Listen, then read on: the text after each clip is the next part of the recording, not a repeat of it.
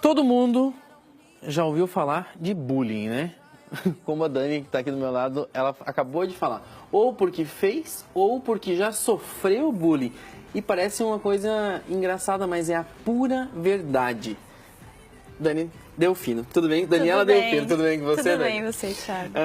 Dani, a gente vai falar um pouquinho hoje sobre bullying, que é um dos problemas que, na verdade, todo mundo já enfrentou na infância, enfim, só que agora tem outro nome, né? Tem o bullying, né? Esse nome, especificamente.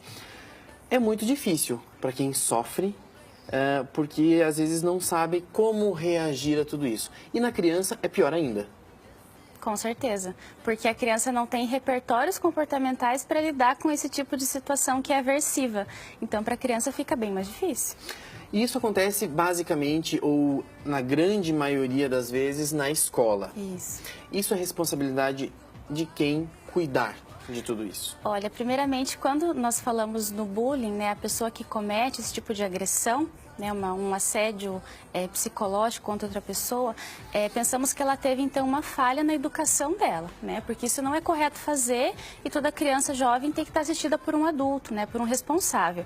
Então, esses responsáveis permitiram com que esse comportamento se instalasse e se mantivesse por tanto tempo, né, a ponto desse agressor fazer isso no âmbito da escola. Então, digamos que é responsabilidade da família educar, mas também da escola de promover ações para que isso não aconteça.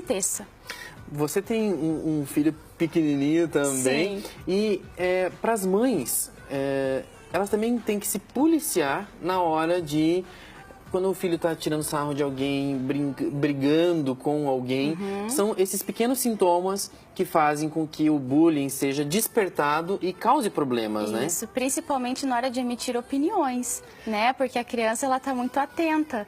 Nós pensamos assim que o pequenininho, ele não está entendendo o que está acontecendo, mas ele está vendo, ele está aprendendo a copiar os nossos comportamentos, né? Aquela frase que diz assim, que a criança não faz o que você fala, sim o que você faz, né? Isso é verdade. É verdade. É verdade. A criança vai ver o tipo de opinião preconceituosa que você está emitindo e vai acabar copiando isso, vai acabar reproduzindo. É difícil, porque quando a gente pensa na escola, como você falou, todo mundo um dia já, ou pelo menos fez ou sofreu, porque a gente tem essa ideia. Fez. Quando você chama um coleguinha lá na escola, ô orelhudo, ou não sei o quê, sabe? A vestimenta da pessoa, porque você sempre está com aquele tênis, sempre está com aquela roupa. Às vezes são pessoas que têm um poder aquisitivo menor. Essas atitudes podem magoar a pessoa. E depois, como tirar isso na vida da pessoa quando ela é quando ela é adulta, por exemplo? Olha, fica complicado porque, digamos que se isso acontece no âmbito escolar, essa criança, esse jovem vai estar submetido a essa situação durante muito tempo. E tem como a gente não ir para a escola? Não. Nós temos que ir para a escola, né? Então, nós temos que encarar essa dificuldade todo dia. Então, o que acontece? Se a escola não promove, eu digo assim, o sistema de educação como um todo, né? Não é geral. uma escola ou... Isso, não. É o sistema um âmbito educacional. muito grande, sim. Se não promove, assim, ações para acabar com isso, para promover a autoestima dos alunos, o trabalho em conjunto, a cooperação entre eles, isso vai acabar acontecendo. E se chega até a fase adulta, né? Só com psicoterapia daí para reparar os danos que essa pessoa sofreu durante muito tempo. Isso o bullying em si, nós poderíamos classificá-lo também como uma violência à pessoa? Sim.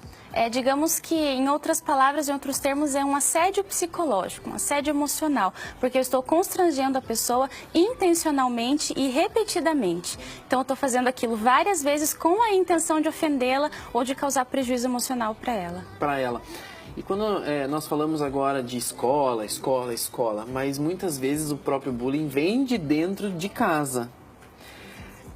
As mães, os pais, os familiares, eles têm que tomar consciência de que isso pode influenciar na carreira e na vida dos filhos. Com certeza. Eu acredito que os pais não têm ideia da dimensão, né, da proporção que esse problema pode tomar, né, mais para frente, futuramente. Porque, assim, até com a própria criança, né, pequenas frases que eu vou dizendo para ela, você é burro mesmo, você não sabe mesmo, olha aí, né, eu estou ensinando ela de que as coisas se resolvem de forma agressiva, né, de forma violenta e que ela pode reproduzir isso, porque se eu sou mãe que supostamente amo meu filho, né? Não deveria fazer isso, sim, né? que devo protegê-lo, que devo educá-lo. Se eu faço isso, eu que sou mãe, eu que sou pai, né? A criança pensa assim, se minha mãe, que é tudo para mim, fala dessa forma comigo, por que eu não posso fazer isso com outras pessoas?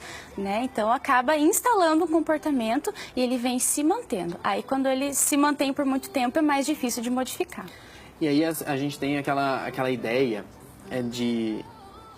Aquelas situações cotidianas da escola, que a criança vai lá e morde o outro, belisca, puxa cabelo. Às vezes ele pode estar sendo...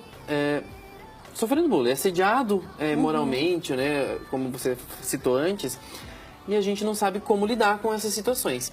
Os pais devem ir na escola, devem perguntar, devem tentar acompanhar isso tudo também? Com certeza. Tem vários tipos de sintomas que a criança, o jovem pode apresentar de que está sofrendo bullying, né? Pode ser com retraimento social, não tem mais amigos, né? Não quer conversar com as pessoas, ou pode ser sintomas psicossomáticos mesmo. Tem dor no estômago quando vai para a escola, tem dor de barriga, tem alguma coisa e não quer ir. Então, são um conjunto muito grande, né, de sintomas que essa criança, esse jovem pode apresentar. Então, é importante sim que o pai, a mãe, os responsáveis, que eu digo assim, que é um casamento entre a família e a escola. É o casamento perfeito para a educação do filho. É necessário sim a família estar sempre em contato com a escola, né, para que tudo ocorra ali da melhor forma. Se a escola precisar entrar em contato com o pai, a mãe, esses pais têm que ser acessíveis também, né? Porque acontece muito da escola ligar, ai, tá me ligando de novo, o que está acontecendo? Né? Então é complicado. Família e escola têm que estar unidos em prol da educação da criança. Muito legal essa tua fala, porque ontem eu estive presente no primeiro simpósio que aconteceu aqui em Cascavel, da saúde da criança e do adolescente. E teve uma psicóloga, né, que estava lá e ela falou assim, que realmente aquilo que vai fazer a diferença é quando existir esse equilíbrio entre escola e família e os dois estiverem em consenso na hora da educação das crianças. Porque isso faz a diferença, isso que constrói todos eles, não é? Com certeza. O que acontece muito é a família ensina uma coisa, digamos assim, um valor, um princípio, e na escola se coloca em prática outra. Por exemplo, em casa eu ensino para o meu filho que não pode xingar um amiguinho, que não pode fazer tais coisas, e na escola esse tipo de ambiente é totalmente favorável para que ele faça isso. Entende? E quando ele faz, os amiguinhos ainda acham graça, acham engraçado. Então, olha só como fica, é um desequilíbrio muito grande, né? Da mesma forma, a escola às vezes promove ações para que isso não aconteça, mas em casa a criança tem um mau exemplo. E é difícil nós termos essa dimensão, porque muitas vezes, vamos imaginar uma família com 3 irmãos, 3 crianças. Um pouquinho mais velho, outro o do meio e um mais novo. São situações que eles vivem diferentes. E eles mesmo, entre os próprios irmãos, podem ter esses problemas. E aí, para levar para a escola também é complicado, porque dentro de casa é uma coisa. Porque eles têm uma sociedade interna, não é? Sim, tem. Tem as próprias regras, vamos dizer, né? Isso. E como lidar com tudo isso também, né? É importante, assim, que a família esteja atenta a ponto, assim, de dar limites, o que é brincadeira e o que é coisa séria. Então, assim, nós temos aqui as nossas próprias regras, você pode brincar com o seu irmão até certo ponto, beleza, mas com o seu irmão, esse tipo de brincadeira, né, até que alguém se ofenda, né? Que a brincadeira termina aí, né? Quando alguém se ofende ou quando alguém se machuca, né? Geralmente. Mas então, assim, a família limitar, ó, isso aqui a gente pode viver aqui porque somos nós, mas desde que tais coisas, né? Daqui para fora, com outras pessoas, você precisa respeitar, você precisa tomar cuidado na forma com que você fala, né? Porque da mesma forma que você quer ser tratado, você vai tratar o outro. Então, são valores que dentro de casa, aos pouquinhos, a gente vai ponderando para as crianças. É bacana você também estar citando essa questão, porque as mães, os pais, enfim, eles não podem ficar com medo de repreender os filhos, de cobrar as coisas, porque isso faz diferença. É quando você tem esse limite, tô errado ou não? Qual que é a sua opinião no sentido de impor limites para as crianças, para os filhos, para eles terem essas regras também? Sim, é isso mesmo. A criança, ela precisa de limites, ela precisa ser educada, né? Ela precisa ser direcionada em qual o caminho ideal que ela tem que seguir, quais os comportamentos que são ideais para ela seguir. É possível colocar na criança todo tipo de limite, mas isso de forma educada, né? Educar não significa que eu vou agredir meu filho ou que eu vou tratar ele de uma forma muito ríspida. ríspida, muito rígida.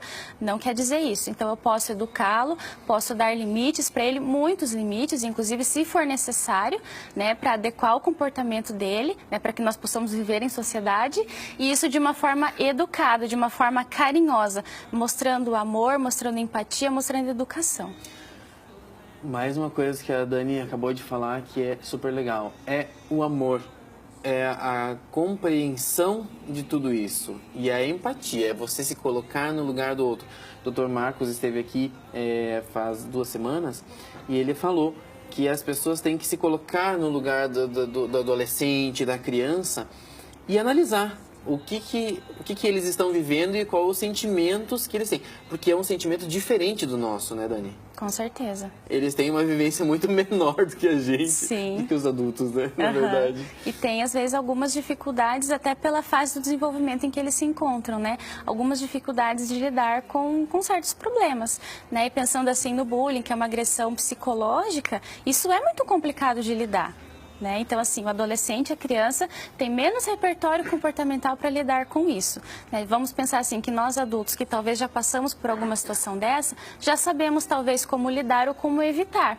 Né? É só vivenciando para aprender, mas é melhor então que se encurte caminho, ensine para o jovem, para a criança, o que é melhor para que ele não sofra tanto futuramente. Você falou agora que a gente lida, já é difícil para o adulto lidar, tem adulto que nem consegue lidar com situações.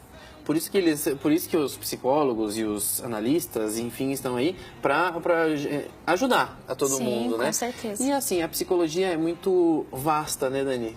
Você pode entrar em vários caminhos e tentar soluções para muitos problemas desses jovens, né? A gente não pode deixá-los de lado. A gente tem que cuidar de todo mundo, das crianças. A gente fala mais do bullying nos jovens em especial, mas não, as crianças também sofrem, todo mundo sofre, na verdade, hoje em dia, no trabalho também, né? Com certeza, eu acredito assim, que se tem toda uma ciência, né, para cuidar disso, então por que não cuidar da saúde? Né? Nós ainda vivemos numa época que existe um pouco de preconceito ainda com o trabalho do psicólogo, pensando que é só para louco, né? Não é só para louco, gente, psicólogo é para todo mundo, é para quem tem problema e para quem quer resolver os problemas, né? Então, assim, invista na tua saúde, né? Nós cuidamos da saúde bucal, da saúde, de toda a saúde, né? Por que não cuidar... coração, isso, né? Por que não cuidar da saúde mental também, das tuas emoções, das tuas relações? Porque é as nossas vivências, né? Então, a gente precisa ter esse cuidado também. E essas vivências fazem a gente. Com certeza. Nós somos construídos com aquilo que vivemos. E é muito ruim quando você está pensando em algo ruim para você, para sua vida, quando você sofre na infância, quando você sofre na escola, sofre na família, e você crescer com tudo isso, a nossa formação também fica prejudicada, né? Com certeza. Então a gente tem que pensar nisso também. E aí, as mamães estão prestando atenção na nossa entrevista? A Dani está sempre aqui junto com a gente, tirando nossas dúvidas. E é aquela questão que a gente falou no nosso outro programa, né, Dani? Que é violência contra a criança, ela tem que ser denunciada, ela tem que ser falada, independente se a pessoa tem certeza ou não. Com certeza. Né? Você tem que ligar, é Disque 100, né? Isso. Disque 100, que lá você... Tudo anônimo também. Isso, denúncia anônima. Denúncia anônima. Então, gente, o importante é você prestar atenção nas suas crianças, em todo mundo ao seu redor, que isso faz toda a diferença, né? Com certeza. Dani, mais uma vez, muito obrigada por ter vindo aqui junto com a gente, Eu que agradeço o convite. falando disso, tá? Obrigada.